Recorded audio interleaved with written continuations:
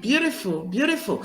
And in your book, you talk about other companies. I was very intrigued when you talked about Nokia, for example, and the coming in of Waze. Do you just want to touch on that and just many more other case studies of companies that ignored digital Yeah. transformation? Because really it is Yeah. fascinating to think Yeah. these big businesses have been brought to their knees by very small startups Yeah. simply because they ignored, digital transformation.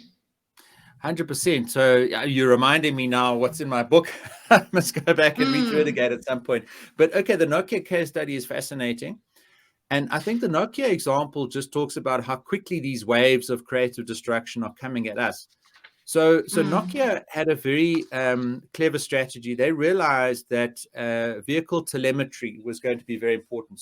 So the knowledge about where a vehicle is on a map and on a road to optimize for routes and direction and deliveries and logistics, etc. They figured out that was going to be very important. So they knew that getting data about a vehicle's location was something they wanted to achieve, and they decided that was a strategy that they wanted to go for.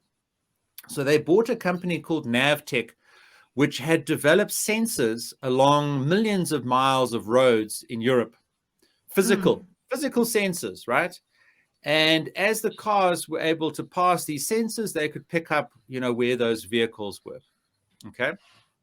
And I think they bought that company for $8 billion or something, staggering amount of money. Now, in parallel with that, the other company you mentioned, Waze, was a startup in Israel. And they, I think, not through necessarily a clear strategy, but just again through this idea of agile experimentation and continuous learning, because now the phones were becoming mobile phones become a lot more advanced, etc., and starting to have their own GPS in them. But obviously, private information about the location of your phone was something that people were protecting.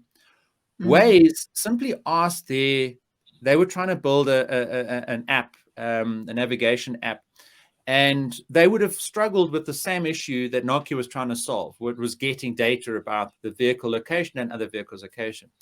So they said to themselves, why don't we just ask our customers? Let's just ask our customers if they can share their GPS information with us. And their customers said, yeah, great, fantastic. So now all of the Waze app users started sending their vehicle locations back to Waze, right? Which Waze was able then to manage and we talk about big data and machine learning, quite a lot as buzzwords in digital transformation. But again, Waze was harnessing massive amounts of data points from all their users' app locations. So wherever the phone was, so now again, and it was a bit of a discontinuity in their thinking. Nokia were focused on the vehicle and the physical sensors that would track that vehicle. Waze were looking at the phone and the location of the phone through the GPS and the willingness of the customer to share their data.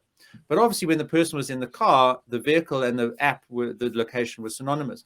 So that's where Waze became very powerful, because the more data they got, the more they were able to feed their algorithms to develop traffic patterns around where their users were and what the hotspots were and what the best routes would be to take, etc.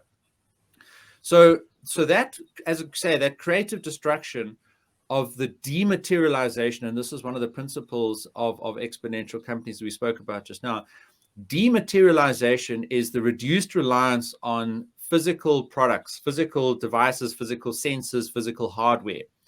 And when you had thousands and then tens of thousands and then hundreds of thousands of people sharing their phone locations to one place that could then be sent back out to everybody, this was a dematerialization of those physical road sensors that the Navtech company were trying to develop, and which quickly became completely redundant, because those cars no longer needed to report their physical location through a physical sensor when they had a digital equivalent of that through the GPS location of the device, which was in the car.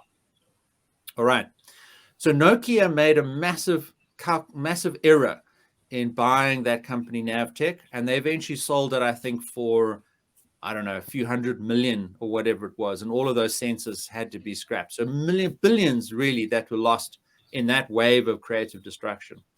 Now, of course, Google Maps, okay, and you get this arbitrage. So as soon as somebody figures something out and a clever way of using data, then everybody can do that. And you get the creative waves of destruction get quicker and quicker as people try and figure out the next best use case using everything that everybody else has already figured out.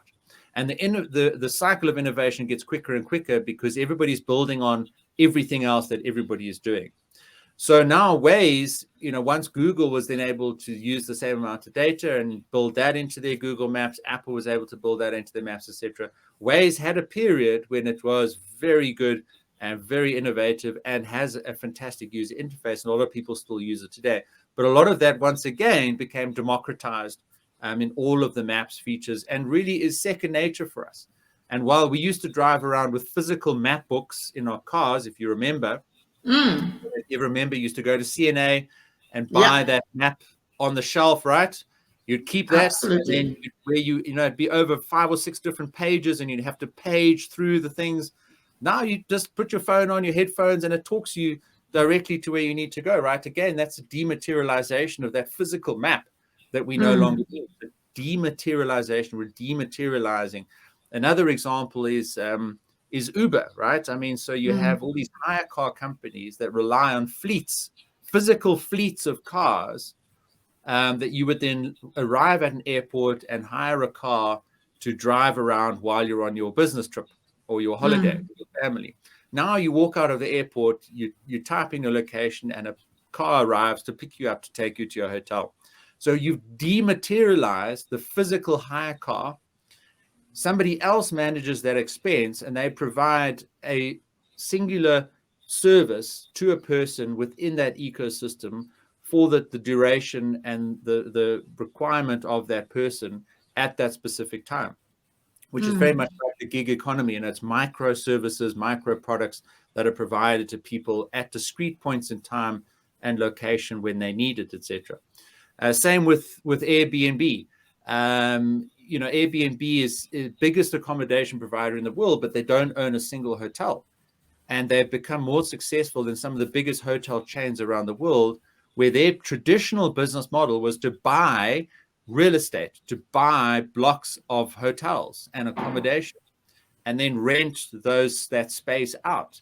And Airbnb said, well, anybody can rent a room or a accommodation facility, but it only has to be for a specific time and a specific person at a specific location. And on their platform, they were able to provide that intuitive customer experience that matched the providers, the producers of that accommodation with the consumers of that accommodation, rather than the capital-intensive businesses have existing real estate that stands there that they then have to sell and drive utilization of.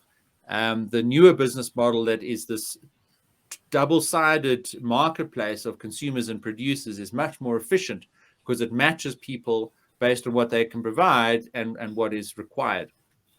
So, Sarah, I mean, all of that, is a couple of the examples that you sort of asked about and that I touch on in the book, and which do provide fascinating rear view mirror examples of winners and losers. And in a lot of the talks that I've done, I talk about the winners and losers of digital disruption. And maybe the last one to touch on is Apple, and a great example of internal cannibalization as part of digital transformation, where we always used to use the Sony Walkman. You'd have your Sony Walkman with a tape. I remember that. Physical tape. You put a tape in there, right? And we all remember, making a mixtape or whatever. I mean, I used to make a mixtape for my friends or whatever, but you needed a physical tape, and you put it in a Sony Walkman, and you put that on your belt, and you walk around. And, we all thought that's iconic. It's never going to be disrupted. And Sony also had digital audio. They had that technology. But then Apple came along with the iPod Shuffle. And because they could digitize audio, you could store a lot more files, a lot more songs. And again, you put it on your belt and you could listen to your songs with an iPod Shuffle.